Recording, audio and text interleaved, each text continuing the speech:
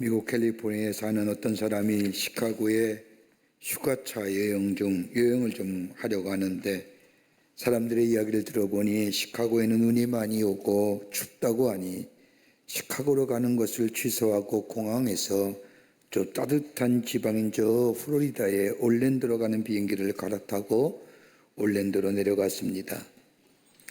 가서 호텔에 요장을 풀고는 이 바로 아내에게 이메일 편지를 보냈습니다.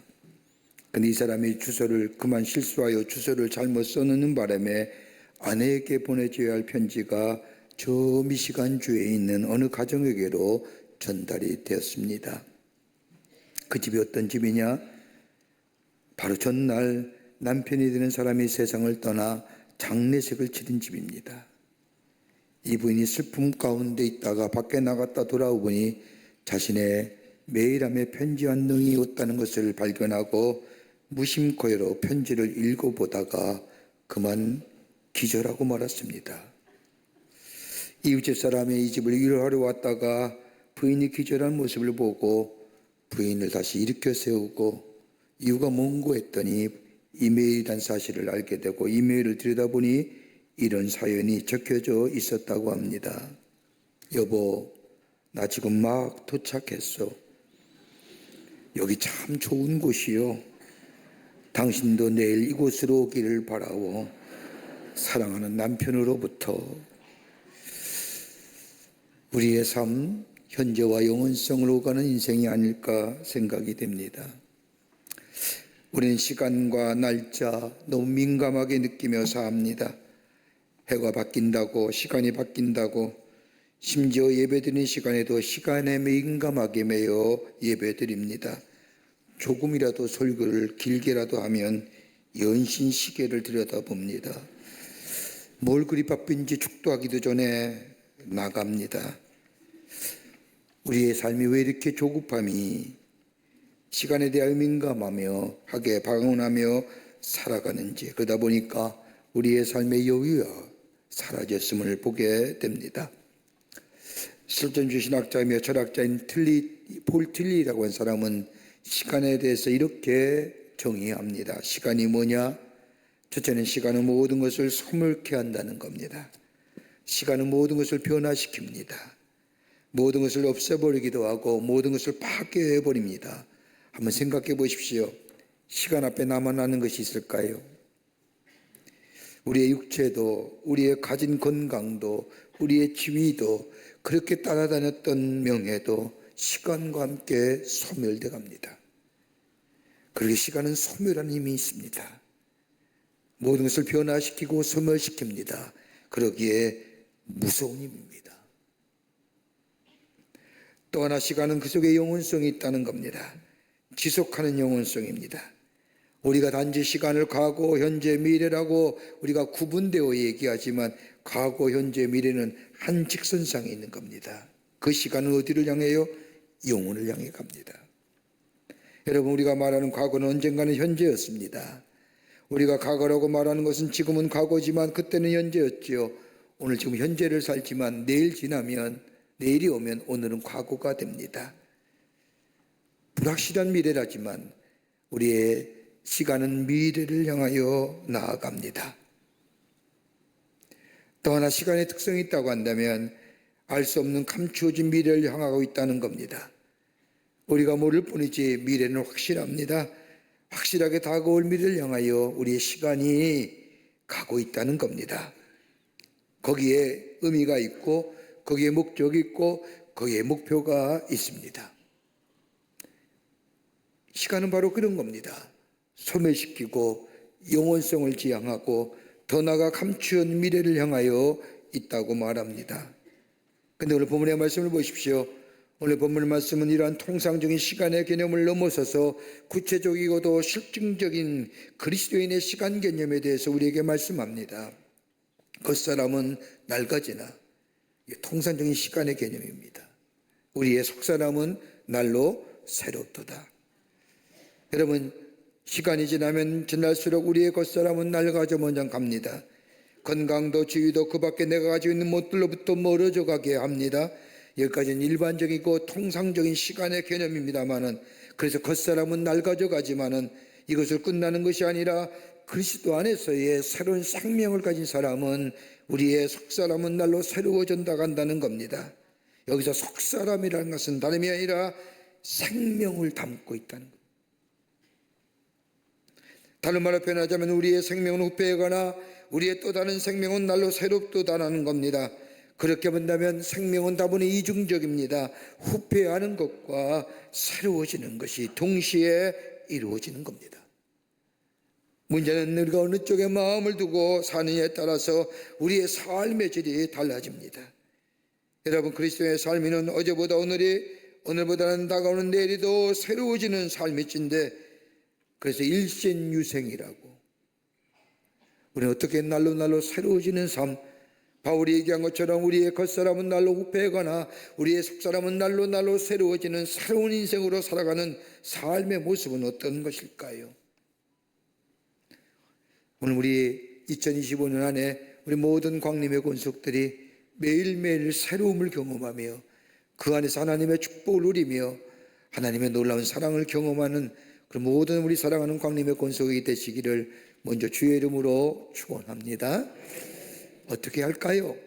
오늘 본문의 말씀을 통하여 함께 말씀을 나누기를 원합니다. 첫째는 우리의 속사람이 새로워져야 됩니다. 고린도후서 4장 16절의 말씀을 보면 우리가 낙심하지 아니하노니 우리의 겉사람은 낡아지나 우리의 속사람은 날로 새로워지도다라고 말씀합니다.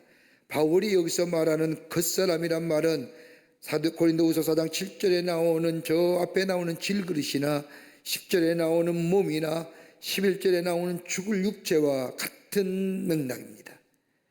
질그릇이나 몸이나 육체는 다분히 물질적이며 제한적이며 현재적인 것들입니다. 영원하지가 못합니다. 언젠가는 시간이 지나면 낡아질 것이고 소멸될 것입니다. 그런데 바울은 그 반대로 속사람이 무엇이냐? 다름이 아니라 예수 그리스도를 믿음으로 거듭난 사람의 영적 실존을 말하는 겁니다. 영으로 살아있는 사람, 정체성이 분명한 사람, 하나님의 형상대로 지음받은 하나님의 사람이요 하나님의 자녀요 하나님의 새로운 피조물이라고 하는 정체성을 분명히 가진 사람을 가리켜서 여기서 말하는 속사람이라고 얘기합니다. 겉사람이라고 하면 옛사람이라고 말할 수 있으며 속사람은 새로운 사람을 이야기하는 겁니다. 물질적이고 제한적이고 물량적인 것은 점점 낡아져가나 후패해 갑니다마는 영적이며 미래적인 것은 점점 더 우리에게 새로워진다는 겁니다. 여러분, 새로움이라는 게 뭘까요? 새 것이라는 게 어떤 것입니까? 아마 이런 거 아닐까요? 시간적인 새로움이 있을 겁니다. 여러분, 시간의 흐름 속에서 이루어지는 새 것 알고 보면 우리가 새 것이라고 하지만 우리 자신에게는 새 것이 아니지요. 보세요, 이미 살아왔잖아요. 시간이라는 게 속에서 우리가 생각한다면 시간의 새로움을 할 수가 없지요. 우리가 저다는 것은 일시가 바뀌고 달이 바뀌고 연이 바뀌어서 새로운 것 같지만 우리의 시간대는 여전히 살고 있는 겁니다. 여러분, 우리가 흔히 얘기하죠. 나 이만큼 살았어. 여러분, 그 얘기가 뭘까요? 이제껏 시간이 살아왔어. 앞으로 남은 시간이 얼마 남지 않았다는 겁니다. 살 날보다 하나님 나라에 갈 날이 가까웠다는 거죠. 그 시간의 새로움이 없는 거예요. 굳이 얘기한다면. 또 하나 뜨거운데 형식적인 새로움이 있습니다. 어떻게 보느냐라는 겁니다. 여러분, 새 것이다, 새 것이 아니다라는 것은 다분히 주관적이지요. 나에게 새로운 것이 될지 모르지만 다른 사람에게는 새로운 것이 안 되지요. 여러분, 우리가 발명했다고 얘기하지만 여러분 하면 어떻게 보면 발명보다는 발견일 겁니다. 이미 창조된 것입니다. 하나님이 창조하신 겁니다. 그 많은 창조한 건데 우리가 발견하지 못했을 뿐이지 이제야 발견한 것입니다. 이게 발명이 아니라 발견이지요. 새로운 게 아니잖아요. 또 하나는 세속의 개념은 소속의 개념으로서의 새 것이 있습니다. 여러분, 이렇게 이해가 돼서 미안합니다만 결혼하지 않는 우리 여성분이 계셨어요. 그래서 좋은 남자를 받아서 결혼했어요. 그 결혼한 순간 신분이 달라지잖아요. 평소에는 엄마 아빠를 향해서 엄마 아버지라 불렀는데 어느 날 갑자기 나의 신분이 바뀌었습니다. 한 번도 보지 못한 남자와 아버지와 어머니한테 어머님, 아버님이나 부르잖아요. 신분의 변화예요. 새 것이. 새로움이 아니죠, 이미죠. 그런데 기독교에서 말하는 새로움이 있습니다. 그건 다름이 아니라 존재와 속성적 의미로서의 새로움입니다. 그의 생각과 그의 속성이 과거에 속한 것 때는 낡은 것이었습니다. 미래 지향적인 것, 미래에 속한 것일 때 우리는 새 것이라고 부릅니다. 여러분, 죽음 가운데 속하 있을 때는 낡은 것이라고 부르며 새로운 생명이 그 안에 있을 때에 새 것이라고 부릅니다. 이렇게 이해할 수 있을까요? 여기에 시계가 있고 여기에 콩이라는 것이 있습니다. 값어치로 따지면 시계가 훨씬 비싸지요. 콩은 보잘것없습니다. 근데 교환 가치로 보면 아주 시계가 비싸지만 그러나 그 시계는 오늘부터의 낡은 겁니다. 그러나 콩은 지금은 보잘것없지만 죽은 것 같습니다. 그러나 이것을 땅에 묻혀서 놓을 때에 싹이 나고 다시 생명이 돋습니다. 새 것이 됩니다. 살아있는 새 것이 된다는 겁니다. 죽은 것은 낡은 것입니다. 바울이 말하는 것이 바로 이겁니다. 예전에 살아있는 것 같았지만 이미 죽은 삶이었습니다. 살아있는 것 같았지만 생명이 없었습니다. 그러나 예수를 믿고 거듭났습니다. 새로워졌습니다. 나의 삶의 주인은 이제 내가 아니라 예수 그리스도시요 예수가 나의 삶의 주인이 되십니다. 우리의 물량적이고 우리의 물질적이고 우리의 제한인 것은 자꾸만 낡아져 가지만 없어져 가지만 내 안에 새로운 생명, 거듭난 생명은 날이 가면 갈수록 새롭게 매일매일 새로워집니다. 그냥 새로워지는 것이 아니라 바울의 표현에 의하면 날로 새로워지는 겁니다. 어떻게 해요? 주님이 내 삶 속에 주인 되시고 내가 주인 예수님을 모시고 사는 삶, 그뿐 아니라 하나님의 말씀이 진리와 계시의 그 말씀이 나를 깨우쳐 줍니다. 나를 깨닫게 해줍니다. 말씀이 나의 갈 길을 보여줍니다. 그뿐 아니라 하나님과 깊은 영적인 기도 속에 깊은 기도의 자리에 있을 때 내 영이 매일매일 날로 새로워집니다. 더 하나님 앞에 가까이 나아가게 됩니다. 이게 속사람이 새로워집니다. 여러분, 우리가 낙심하는 이유가 어디 있을까요? 여러분, 우리가 근심하는 이유가 어디 있을까요? 근심이 상승할 때 낙심하게 되지요. 여러분, 인간이 낙심하는 이유는 몇 가지로 이렇게 얘기하실 겁니다. 자신에게 집착하는 사람 낙심해요. 여러분, 나라는 존재 한번 생각해 보십시오. 믿을 만한 존재일까요? 여러분, 여러분의 존재, 여러분을 스스로 믿고 있습니까? 여러분, 이것처럼 어리석은 일이 어디 있을까요? 아무리 생각해도 나라는 존재 믿지 못해요. 쉽게 좌절하고 쉽게 넘어지고 쉽게 하나님 잊어버리고 사는 인생, 쉽게 무너져가는 인생들. 또 하나, 현재에 집착하는 사람은 쉽게 낙심합니다. 여러분, 미래를 생각하는 사람에는 낙심할 필요가 없습니다. 현재라는 것은 어떤 모양이든지 지나가야 하는 겁니다. 현재에 머물러 수도 없고 또 머물러서는 아니 됩니다. 제가 우연히 선전하는 꼴을 이렇게 봤습니다. 무슨 선전인지 잘 기억이 안 나는데 어떤 할아버지가 손자를 안고 내 강아지 하는 겁니다. 그러다가 얼마 좀 시간이 좀 지난 후에 가만히 보니까 실제로 손주는 간대없고 강아지만 안고 내 강아지, 그러다가 깨우쳐놓고 이거 뭐야? 라고 하는 거예요. 여러분, 손주가 여전히 할아버지 품에서 강아지로 남아있다고 한다면 문제 있는 거지요. 자라야 됩니다. 정지돼서는 아니 됩니다. 변화해야 되고 변화할 수밖에 없습니다. 여러분, 현재에 집착하는 사람은 쉽게 낙심하지만 미래를 바라보는 사람에게는 낙심하지 않습니다. 또 하나 있습니다. 부분만 생각하는 사람은 낙심합니다. 전체 속에서 부분을 생각하는 사람은 낙심하지 않습니다. 내가 하는 일이 작은 일이로되 이 일로 인하여 큰 일이 이루어졌다고 생각하는 것. 내가 비록 큰 일은 못하지만 내 작은 일이 이 일이 이루어질 때에 큰 일이 이루어진다고 생각하는 사람은 낙심하지 않아요. 또 하나, 가시적인 것만 보는 사람은 쉽게 낙심합니다. 겉만 보는 사람은 낙심합니다. 왜요? 그것은 자꾸 변하잖아요. 자꾸 바뀌잖아요. 근데 새로운 피조물 된 우리들, 우리의 속사람이 달라진 우리 안에 생명의 역사를 경험한 사람, 우리의 겉사람은 낡아진다 해도 낙심하지 않습니다. 오히려 우리의 겉사람이 낡아져간다 해도 우리의 속사람은 날로 새롭습니다.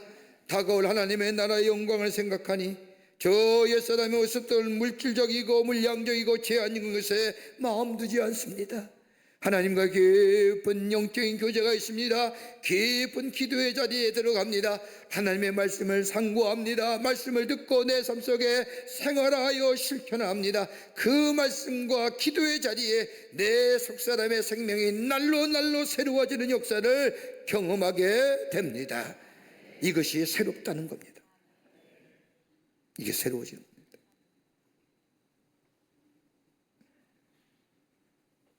왜 근심해요? 여러분 고린도후서 7장 10절의 말씀을 보면 하나님의 뜻을 생각하는 자는 근심하는, 세상의 것을 생각하는 자는 뭐예요? 근심한다고 하지만 그것은 후회라는 겁니다.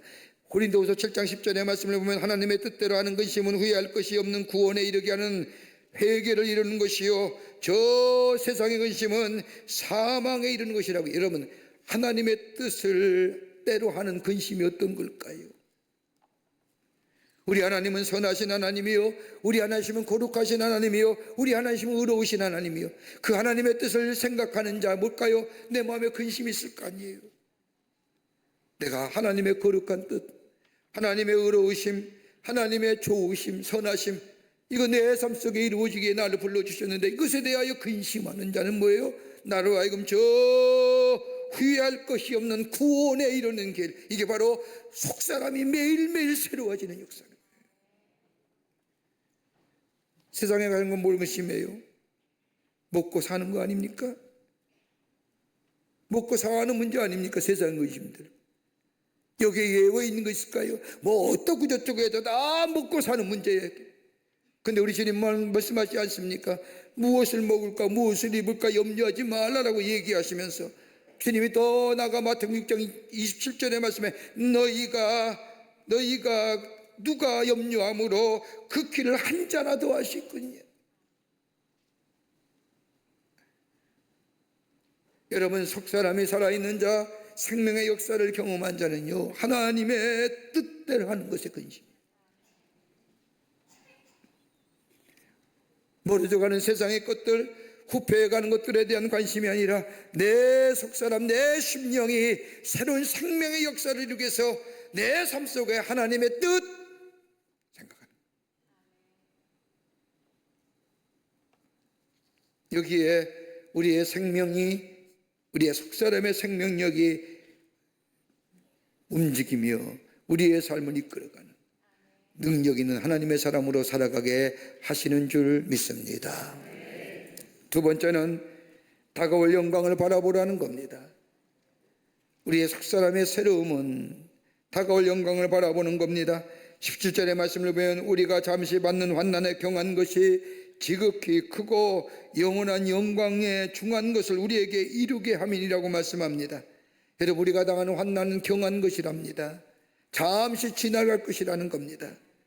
이 환난이 있어야만이 영원한 영광에 중한 것이 우리에게 이루어진다는 겁니다. 여러분 고난을 좋아하는 사람이 어디 있을까요? 고난과 고통을 좋아하는 사람이 어디 있을까요? 아마 여러분 가운데 고난이 있다고 한다면, 고통 가운데 있다면 그 고난과 고통이 가장 아프고 가장 무겁고 가장 힘들 겁니다. 여러분 내게 있어의 고난의 무게는 다른 사람과 비교할 수 없는 겁니다. 여러분 이 고난을 좋아하는 사람은 아무것도 없습니다. 여러분 우리가 당하는 고난을 가만히 생각해 보십시오. 우리가 당하는 고난을 나누어 생각한다면 애매하게 당하는 고난이 있을 겁니다. 더 나아가 내가 죄로 인하여 당하는 고난도 있을 겁니다. 더 나아가 의를 위하여 스스로 선택한 고난이 있을 겁니다. 어떤 형태든지 고난당하면 힘듭니다. 어렵습니다. 그 고난의 무게가 무겁다 못해 견뎌내기가 어렵습니다. 저 기독교의 유명한 아구스틴스는 하나님의 도성이라는 책에서 이렇게 얘기합니다. 고통이란 동일한 것이다. 누구에게나 고통이란 있고 동일한 것이로되 고통을 당하는 사람은 동일하지 않다. 악한 사람은 고통 속에서 하나님을 비방하고 원망하며 모독하지만 선한 사람은 고난을 통하여 하나님을 찾고 하나님을 알고 궁극적으로 하나님을 찬양하게 되리라라고 합니다. 여러분, 고통을 당하는 데가 두 가지 태도라는 겁니다. 하나는 어떤 자세로 그리고 어떤 태도로 그것을 당하는 대하느냐에 따라서 결과가 달라집니다. 여러분, 우리가 당하는 고난, 속 사람이 새로운 생명의 역사를 경험한 사람에게 있어서의 고난은 경하다고 하는 것은 다름이 아니라 우리에게는 시중한 신앙의 고백이 있습니다.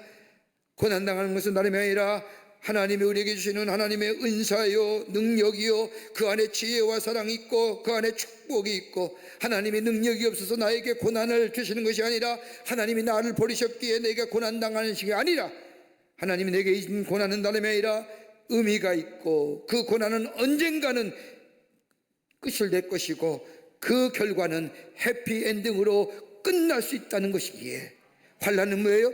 경한 것이라는 거예요. 이 믿음이 있냐는 거예요. 여러분, 바울을 보십시오. 바울처럼 위대한 하나님의 사람이 어디 있습니까?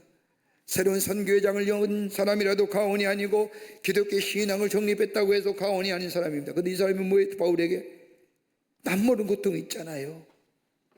아픈 질병으로 고생하죠. 이것 때문에 바울은 뭐예요? 3번씩이나 기도해요. 여러분, 그의 기도가 그냥 기도일까요? 아마 생명을 거는 기도일 것입니다. 하나님, 내가 하나님의 부르심을 받았습니다. 내가 하나님의 복음을 전할 때 혹여나 이 병으로 인하여 내가 하나님의 영광을 가리면 어떡합니까? 네 병조차도 고치 못하면서 무슨 다른 사람의 병을 고치느냐고. 그런 얘기 들을까 두렵습니다. 하나님, 내 병 고쳐주십시오. 3번씩이나. 여러분, 바울은 3층전까지 갔다 온 사람이에요. 그 기도가 들려질 때 하나님이 그에게 어떻게 응답해요? 내 은혜가 내게 족하다. 그때 깨닫지 않습니까? 아하, 이것 때문에 내가 하나님을 더 의지하게 되고 하나님 앞에 겸손한 자가 되고, 이것 때문에 다른 사람의 아픔을 헤아릴 수 하며 다른 사람의 고통을 헤아릴 수 하는 자, 그게 은혜가 된다는 겁니다.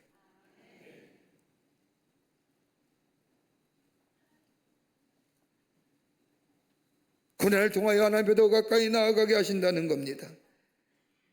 그러기에 오늘 본 말씀처럼 고난은 잠시 받는 것이요 경한 것이요, 이 믿음이 내 안에 있을 때에 이 고난을 위하여 하나님의 은혜가 우리 가운데 영광에 중한 것으로 얻게 하여 주신다는 겁니다. 환난에 경한 것이 영광에 중한 것을 창조한다는 겁니다. 그러기에 영광과 현재의 고난 비교할 수 없는 거예요.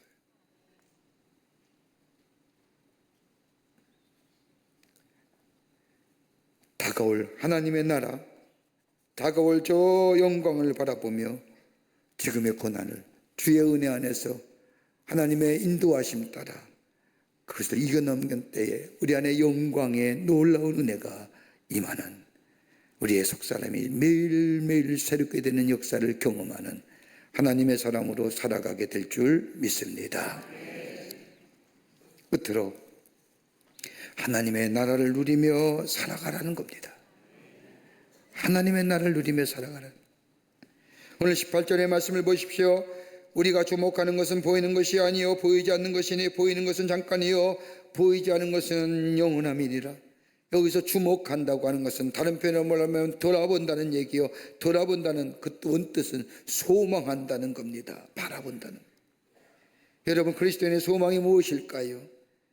다름이 아니라 지금은 보이지 않지만 저 종말론적인 구원의 날에 도래할 영원의 세계를 바라보는 거 아닐까요?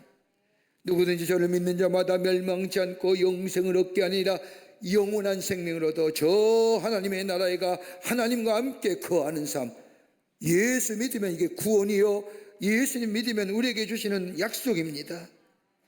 물질적이면 물량의 세계는 점점 소멸을 가지만 새로운 피조물로서의 영적인 실존을 가지고 새로운 정체성을 가지고 사람은 다가올 하나님의 나라를 소망하며 산다는 겁니다. 근데 이 하나님의 나라에게는 두 가지가 있습니다. 하나는 지금 누리는 하나입니다. 어떤 것일까요? 지금 우리가 하나님의 나라를 누리고 있습니다. 왜요? 내 삶의 주인은 예수 그리스도시요, 예수님이 내 삶에 계십니다. 여러분, 하나님의 나라는 하나님이 계실 때에 그것이 하나님의 나라요, 하나님의 다스리는 나라요. 여러분, 내 안에 하나님이 계신다고 한다면 내 삶이 하나님이 다스리는 나라요, 하나님 나라의 백성 아닙니까? 그러게 지금의 하나님 나라를 누리며 사는 겁니다. 이 확신이 있어야지요. 이것이 그리스도의 다스림의 역사가 있는 거죠. 현재적 의미로서의 하나님의 나라입니다. 또 하나 있다고 한다면 장차 우리에게 인생의 여정이 끝난 후에 있어질 저 미래의 하나님 나라의 종말의 하나님의 나라, 저 다가올 미래, 여러분 그 말씀이 그 나라가 어떤 나라일까요? 요한계시록 22장 1절과 5절의 말씀을 보면 이렇게 하나님의 나라를 이야기합니다. 수정같이 맑은 생명수의 강을 내게 보이니 하나님과 및 어린 양의 보좌로부터 나와서 길 가운데로 들어라. 강자 위에 생명나무가 있어 12가지 열매를 맺되 달마다 그 열매를 맺고 나무 잎사귀들은 만국을 치료하기 위하여 있더라. 다시 저주가 없으며 하나님과 어린 양의 보좌가 그 가운데 있으리니 그의 종들이 그를 섬기며 그의 얼굴을 볼 터이요, 그의 이름도 그들의 이마에 있으리. 다시 밤이 없겠고 등불과 햇빛이 쓸데없으니 이는 주 하나님이 그들에게 비추심이라. 그들이 세세토록 왕노릇 하리로다. 이게 다가올 하나님의 나라예요. 얼마나 놀라운 나라입니까? 이 땅은 수고와 애씀의 땅이지만 하나님의 나라는 달마다 때마다 12가지의 열매를 맺고, 이 땅은 힘들고 병들고 고난과 고통의 땅이지만 그러나 저 하나님의 나라는 저주가 없으며 저 병이 없으며 어둠이 없으며, 이 땅은 이기주의 정부 시대에 경쟁하며 다투는 사이라 저 하나님의 나라는 서로 돕고 서로 섬기는 나라요, 주님의 얼굴을 보는 나라요. 밤이 없고 등불이 없고 햇빛이 쓸데없는 다심이 아니라 하나님이 비치시기에 빛이 비추시는, 그리고 여러 세세토록 왕노릇하는 나라. 여러분, 우리가 지금 육체는 입고 있지만, 환난이 연전한 이 세대 속에 살고 있지만, 우리가 주의 영으로 말미암아 자유와 물리고 산다면 지금 내 안에 주님 모시고 사는 삶, 내 안에 하나님 나라를 사는 인생이요, 더 나아가 주께서 우리에게 약속하신 저 영원한 하나님의 나라를 소망하며 살 때에 우리 안에 매일매일 새롭게 되는 역사가 있게 됩니다. 이거는 우리가 즐겨 부르는 찬송 가운데 내 평생에 가는 길이라는 찬송이 있습니다. 이 찬송을 지은 사람은 호레이시오 스패포드라는 사람입니다. 이 사람은 시카고의 유명한 변호사였고 의과대학에서 법리학을 가르치는 교수요, 그 당시에 세워진 무디 교회의 집사님이요, 부동산 사업가이기도 합니다. 1871년 시카고에 대화재가 일어났을 때에 미시간 호수에 잘 지은 호수들이 다 불타없었습니다. 그때 스태포드의 별장도 그 화재로 인하여 다 전세되고 말았습니다. 그 충격으로 부인은 건강이 몹시 악화되었고 의사는 환경을 바꿔보라고 이야기하면서 그 의사의 권유대로 온 가족이 함께 여행을 떠나기로 했으나 스태포드는 잔음과 더불어 잔무와 더불어 교회 건축에 뒤처리가 있어서 부인과 내 딸을 먼저 출발시키고 프랑스 파리에서 만나기로 합니다. 1813년 스태포드의 부인과 내 딸은 여객선을 타고 뉴욕을 떠나 저 대서양을 건너 저 파리로 향합니다. 일주일 동안 대서양을 항해하는 동안에 어느 날 새벽 2시에 배에 탄 사람들이 잠든 시간에 영국의 로키안이라고 하는 철갑선과 이 여객선이 정면 충돌을 합니다. 그리고 여객선에 탄 270여 명의 사람들이 점점점 배와 함께 바닷속으로 침몰하기 시작합니다. 죽음의 순간에 스태포드 부인은 두려움과 혼란 속에 내 딸을 껴안고 기도를 합니다. 하나님, 이 자녀들을 구호해 주십시오. 그러나 주님의 뜻이라면 기꺼이 죽게 해 주시옵소서라고 기도드린 중에 배는 침몰하고 맙니다. 스태포드 부인은 자녀들 가슴에 안고 몸부러치지만 거친 파도가 두 번이나 몰아침에 스태포드와 내 딸의 사이를 끊어놓았고 내 딸은 물속으로 사라집니다. 30분 동안 일어납니다.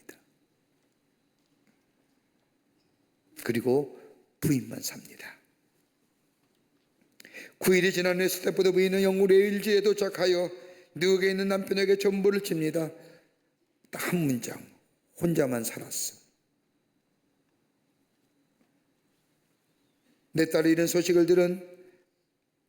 소식을 들으니 교인들이 찾아와 스태포드를 이주하자 이렇게 얘기합니다. 내가 어려운 고난이 닥쳐왔으나 주님을 더욱더 의지하게 되니 기쁩니다. 이렇게 말한 후에 스태포드는 서둘러 아내가 있는 영국으로 가는 배를 타고 아내를 만나러 가는 중에 대서양 한복판에 이르렀을 때 선장이 이 사람을 불러 이야기합니다. 여기가 얼마 전에 배의 충돌로 인하여 많은 사람이 죽은 장소요. 당신의 딸도 이 안에 있을 거예요. 슬픔과 아픔에 견딜 수 없어서 이 스태포드는 자신의 손실로 돌아와 밤이 새도록 기도합니다. 그러던 새벽 3시경 그는 일찍이 경험하지 못한 평안함이 그의 마음에 가득 차 느낍니다. 그리고 종이를 꺼내 평안한 마음을 기록하기 시작합니다. 내 평생에 가는 길 순탄하여 늘 잔잔한 강 같든지 큰 풍파로 무섭고 어렵든지 나의 영혼은 늘 편하다. 내 영혼 평안하네. 내 영혼 편안해. 내 영혼. 무엇이 이 사람을 이토록 평안한 마음으로 인도했을까요? 지금 주님이 그의 안에 계시기에 하나님 나라를 살아가는 사람이요. 다가올 저 미래의 하나님 나라가 소망 가운데 그의 가운데 있게 될 때에 그의 손 속에 환난과 어려움과 고난의 힘든 파도가 밀려왔지만 평안함을 누리며 주님 앞에 찬양할 수가 있었다는 겁니다. 매일매일 새로워지기를 원합니다. 다른 것 아닙니다. 우리의 훗사람은 후패합니다. 왜요? 자연적이고 제한적이고 물량적이고 물질적인 겁니다. 그러나 우리의 속사람은 새롭습니다. 왜요? 내 안에 하나님의 은혜가 있고 주의 말씀이 있고 주의 기도가 있고 내 안에 살아남의 역사가 있습니다. 그리고 그뿐 아니라 내 안에 하나님의 나라가 있습니다.